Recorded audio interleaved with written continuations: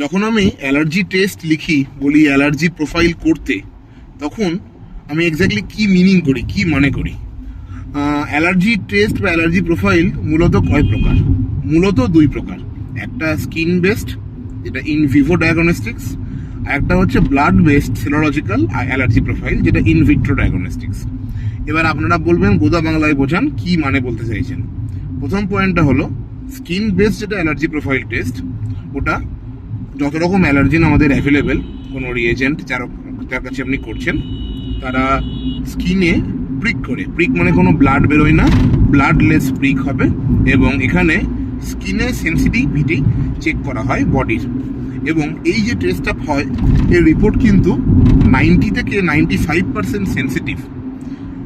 যেটা blood based serological, সেটা হলো mostly IgE of the particular allergen.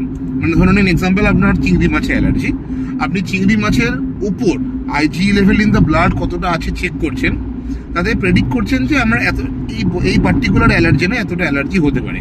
এটা মোস্টলি ইন ভিট্রো ডায়াগনস্টিক, এটা রিপোর্টটা আসতেও টাইম লাগে, এবং সবচেয়ে বড় মুশকিল হলো এর সেন্সিটিভিটি কিন্তু 70%। ব্লাডে যারা অ্যালার্জি টেস্ট করে বা অ্যালার্জি প্রোফাইল টেস্ট করে চেম্বারে নিয়ে আসেন আমি অনেককেই বলি আমি কনফিডেন্ট নই, আমার কিন্তু আরেকবার স্কিন পিকে এই কটা অ্যালার্জেনকে চেক করতে হবে।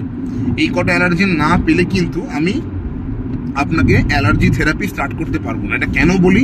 কারণ স্কিন পিকে যে অ্যালার্জি পজিটিভিটিটা আসে, ওটা মোর সেন্সিটিভ, মোর অ্যাকিউরেট, এবং ওইটা প্রেডিকশন করতে পারে যে আপনার যে আমি ভ্যাকসিন থেরাপিটা স্টার্ট করব সেটা ঠিক করলাম কিনা।